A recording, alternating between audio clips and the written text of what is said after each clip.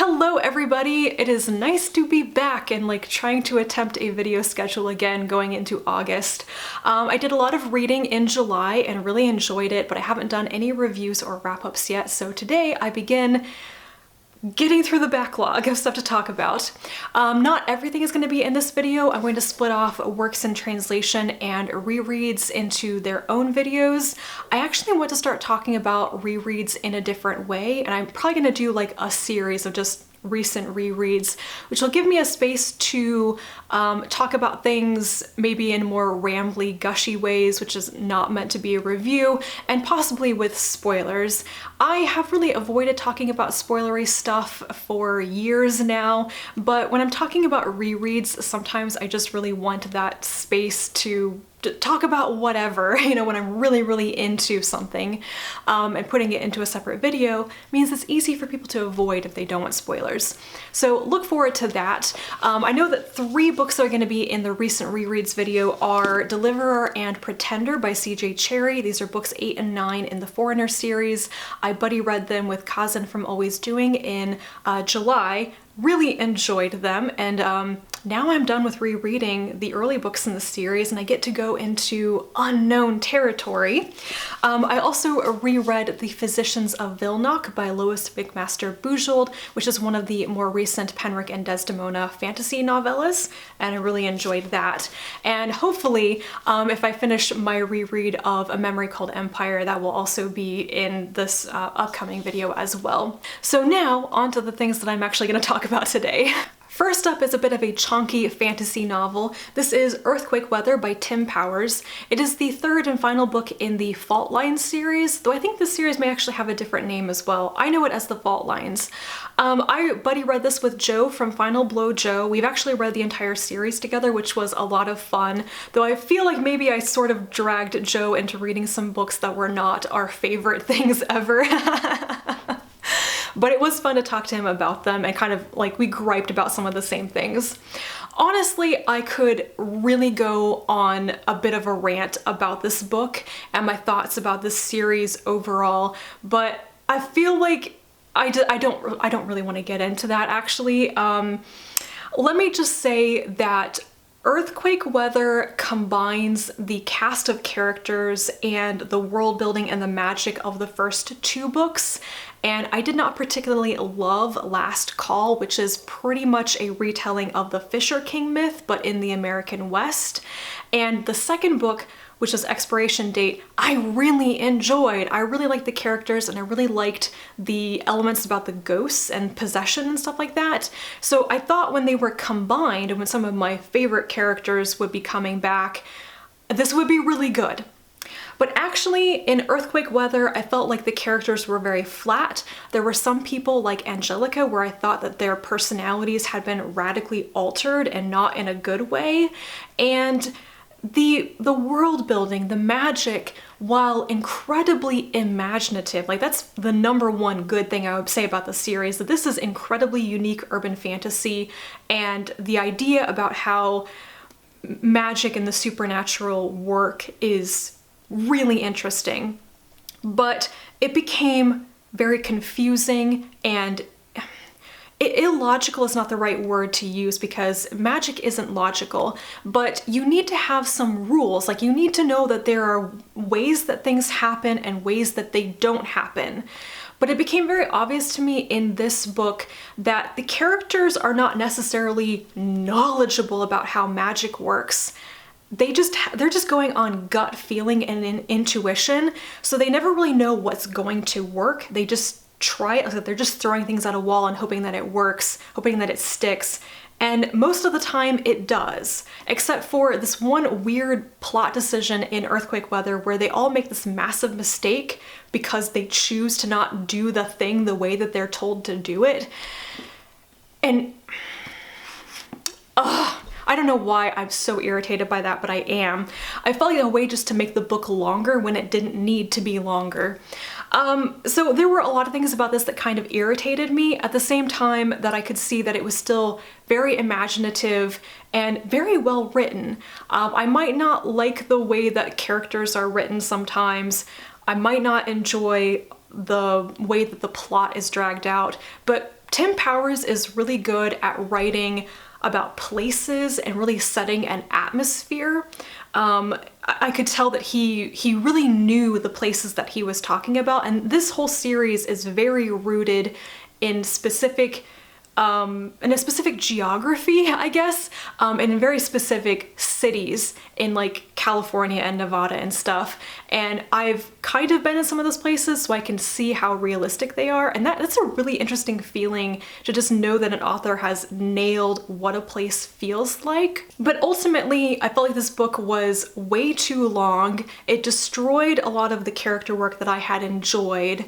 And the end of it felt very, very anticlimactic. I kind of finished the book and was like, okay, that's that then. So I'm glad that I finally read something by Tim Powers. I've read this whole trilogy now, and I'm honestly not sure if I want to read other things by him. I'd be interested in what other people who have read his body of work have to say about this. Is this trilogy very similar to his other works? Like, I kind of have wanted to read The Anubis Gates for a while.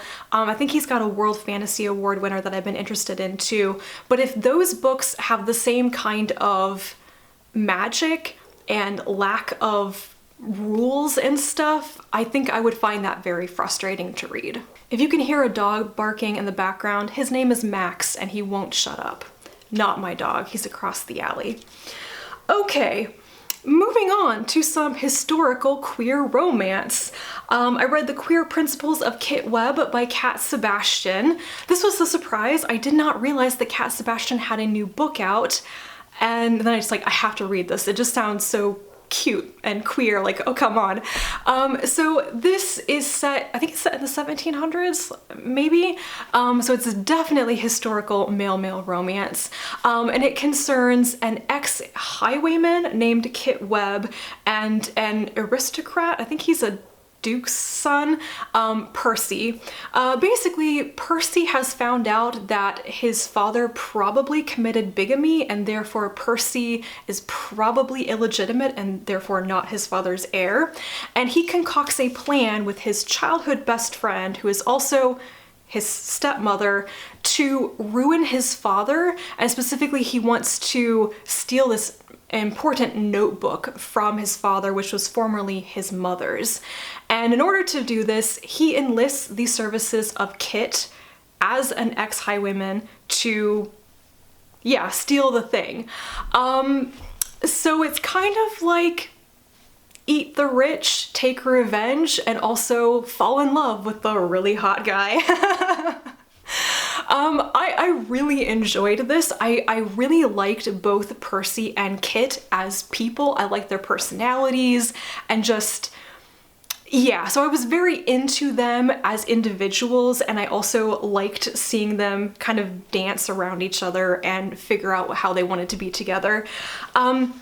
The only drawback of this book for me is kind of a spoilery thing, so I'll be vague, but Percy's stepmother, Marianne, I think is her name, she does some things near the end of the book which had me questioning what was going on between her and Percy. And I felt like there was this big gaping lie that Percy was ignoring and not addressing. And I can see where that's going to be handled in the next book, which is going to be about her. So we'll wrap up some of those threads. But I felt like some things happened to Percy that should have made him not trust Marianne very much. And it was weird how that just wasn't addressed. But other than that. Also, both of the men in the story, Percy and Kit, have adorable moments where they're holding babies. And I'm just like, you have to love men who just adore babies and are good with them, you know? It's really nice. The other historical queer romance I read is Subtle Blood by KJ Charles. This is the third and final book in the Will Darling Adventures series, and I really enjoyed it. I thought it was a very good conclusion to the series.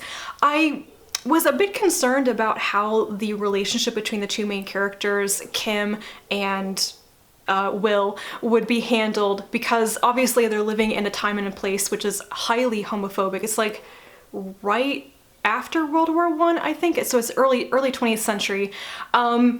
So the fact that they cannot be visibly together, like living together and having this, you know, experience as a couple as other people would have, is a huge roadblock to their ultimate happiness.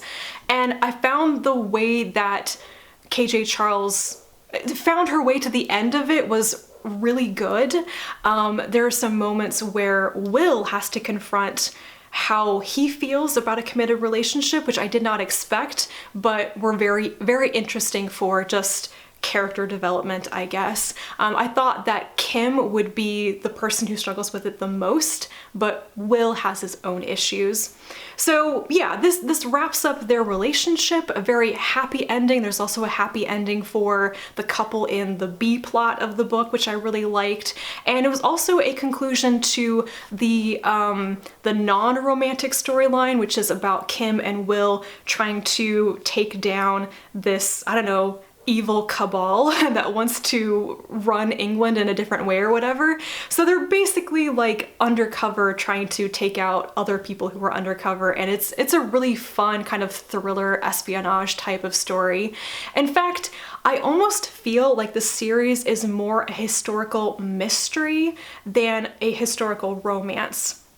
Obviously, the queer romance is a huge part of the story, but I was really into the historical aspect and the mystery slash thriller aspect as well. So it was good. Now for some YA fantasy, I finally read that super chunky book by Jeff VanderMeer. It is A Peculiar Peril. This is the first in a series about a teenage boy named Jonathan Lambshead, and I would describe this actually as a pretty typical Portal fantasy. Jonathan and his two best friends stumble through a door in his house that he's just inherited from his very odd grandfather. They go into an alternate version of Earth called Aurora, where Aleister Crowley is trying to take over the world with a magical army, basically. And they need to stop this. It is like a multi-generational effort to stop this from happening. And I went on a journey with this. I actually did not love this book very much. It is 650 pages long. It has a bazillion points of view, and I ended up listening to it on audiobook, which was good. The narrator was good. I managed to blast through a lot of it very quickly, and it tried my patience so much. This book was twice as long as it needed to be. It drags horribly in the middle, and it has all those hallmarks of a Jeff VanderMeer book. It is quirky and nonsensical. It's got very weird elements to it to the nth degree. Now, I didn't think it was unreadable like, what was that other book I read by Jeff VanderMeer? Dead Astronauts, that's it. I did not like Dead Astronauts, and that was a direction that VanderMeer went into super weird, inexplicable territory. Impenetrable is the word. And A Peculiar Peril wasn't impenetrable. Instead, I felt like the humor, the wordplay, and the nonsense elements were incredibly forced. And that's not fun. I have never felt that way about anything in VanderMeer's books before. I've always felt like the weirdness was very organic and natural and just the way things are. But here, I found some of it just made me cringe a little bit. Like, why do we keep throwing in one weird element after another? It felt like padding to make the word count longer and just to keep hammering home how little this world made sense. I'm like, you already established that. We already have the talking vegetables. You don't need to throw one more thing at me. However, after just slogging my way to the end and feeling like the main character had done diddly squat over 600 pages, I still kind of wanted to know what was going to happen next. Like, if this was the setup novel, maybe the second one, which actually gets into the action and people actually choosing how to do things, like maybe that will be more interesting. I don't know. But this was, unfortunately, another miss by VanderMeer. I'm sure that I will enjoy other books by him because I have in the past, but I was surprised at just how bloated and kind of off-kilter this book felt for me. Maybe not everybody thinks that, but I'm pretty meh about it right now. Very quickly, I read 3 poetry collections, which I just tried for the sake of trying, and I didn't get along with all of them very well. The first is Citizen: An American Lyric by Claudia Rankine. This one is one I'm actually disappointed I didn't enjoy more because it came very highly recommended to me. This is a very critically acclaimed poetry collection, and I did like the beginning of it. It's very much about Rankine's experience as a Black woman and the like everyday aggressions and racism that she faces, even from people that she considers to be her friends and her colleagues. It's very much that "what did you just say to me" kind of thing. Like, do you realize what you just said to me was terrible? So I found the beginning of this very valuable, and I thought I would really enjoy it. But then as I progressed through it, I just really didn't like the style of poetry and prose. There's also a section in here which was much more in an essay format, and I liked that. I think it's the one that is about Serena Williams, and I liked that part. But I think that I'm just slowly coming to grips with the fact that there is a certain type of more abstract, free verse type of poetry that I don't really like. I also read Oceanic by Aimee Nezhukumatathil. I read her collection of essays, World of Wonders, earlier this year, and I loved it. And I knew I wanted to try her poetry because she is a poet, with the hope that her poetry would also be very nature-based. So that is what I enjoyed about Oceanic. There's definitely that imagery of the natural world and her thoughts about that in this, which I quite enjoyed. But once again, some of the poetry was more in a style and a format that just wasn't really my thing. And some of the topics of it, I don't usually get along with poetry that's very much, I'm in love with someone and I want to talk about it. That kind of love poetry doesn't always get to me, I guess. So this was okay. I did certainly enjoy parts of it, and I do know that I enjoy topics that Nezhukumatathil comes back to multiple times in her poetry, so I will read more by her, and I'm glad that I did try this even if it wasn't my favorite thing. And the last poetry collection that I tried was The Black Unicorn by Audre Lorde. This is another case of I've read her essays and I just wanted to finally experience her poetry because she was more than just an essayist. She was a very well-known poet as well. And this collection is also about, you know, racism, the issues of the time. I think this was published in the 1970s. She was a lesbian, and some of the poetry is definitely like lesbian erotic stuff. And there were, once again, points in this where there was an idea or just a couple of lines, the statement from one of the poems that really struck me. But overall, I got that sense again that it was being pretty abstract and it was talking about things that I didn't really have the context for, and I just didn't get it. I didn't care very much. I kind of hate saying that, but it's like a totally valid thing to say when it comes to poetry. Like, you either like it or you don't, and sometimes you don't know why. Unless you are like really good at understanding poetry and how poetry works and you have that vocabulary, and I am not that person. So once again, glad that I tried this, but it was not really up my alley. And I will end with two nonfiction books, one that I enjoyed, surprisingly, and one that I did not enjoy very much. Let's talk about that first. That is Beyond Infinity: An Expedition to the Outer Limits of Mathematics by Eugenia Cheng. This has been on my TBR for a couple of years because popular nonfiction about math is a little bit hard to come by. I have been looking, and this is the only one that I have found recently that I wanted to read. And it is all about math and about mathematical concepts of infinity and how those can be very different sometimes. I listened to this as an audiobook, which was my first mistake. That was my mistake. I should have known listening to this on audio would not be the best thing, because while I like math, while I am good at math and I enjoy it, I am not good at mentally visualizing math. I always write it down, and I prefer to see equations. So listening to this and having the equations read to me and these long strings of numbers read to me, I just couldn't see it. I missed out on a lot, and I think I really didn't understand a lot of what Cheng was saying because I just couldn't follow how the math was being read out loud. However, the second thing that pretty much sank this book for me, it's a matter of taste, but still, I did not get along with Cheng's sense of humor. So I felt like a lot of her tone and humor kind of infantilized the reader in a way, which I did not like because I'm an adult. This is not a book aimed at children, even though it has to resort to talking about how children learn math. It's addressed to adults. So I just didn't like the feel and her voice in this, and some of the actual humor just made me kind of cringe.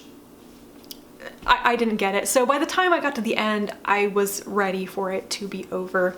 If anybody has recommendations for nonfiction on math, do let me know though, because it's a topic I would like to read more about. And lastly, The Sirens of Mars, Searching for Life on Another World by Sarah Stewart Johnson. This one ended up surprising me a little bit. I picked it up on a whim and I was kind of bored at the beginning because, you know, this is all about the search for life on Mars and historical observations of Mars. And so it begins with the old stuff and I'm like, I've already read about Lowell, I've already read about Schiaparelli, tell me something new. And then it finally got into the new stuff where Johnson is talking about more modern explorations and expeditions, things like Curiosity and Opportunity, and I think Voyager and Mariner are in there as well. And these are things that I'm aware of because they're more recent, but I've never actually like read about them in depth. And to have the perspective of a person who's actually worked on some of those expeditions as well was really interesting. So overall, it was quite a fun read and I got something out of it when I initially didn't think I was going to. Alright, that is it for this list of books that I read in July. Do let me know if you have also read these. If you have any comments, please leave them down below. I'll be back soon to talk to you about all the other stuff that will be in future videos. And until then, bye.